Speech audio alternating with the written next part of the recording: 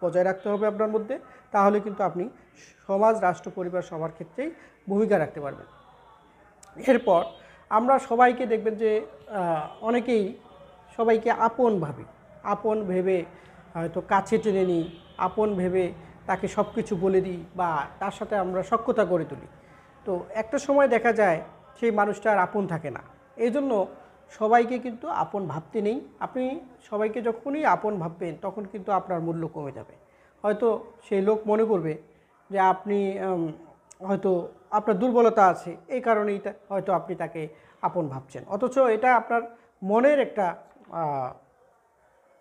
আপনার গণ্ডি যে আপনি সবাইকে ভালোবাসবেন, সবাইকে আপন ভাববেন। এটা কিন্তু একজন ভালো মানুষের ভালো বৈশিষ্ট্য। কিন্তু বর্তমান সমাজে এই সবাইকে আপন ভাবলে আপনি কিন্তু পস্তাবেন এবং আপনার কিন্তু এই কাজের কারণে আপনার নিজের মূল্য কিন্তু কমে যাবে।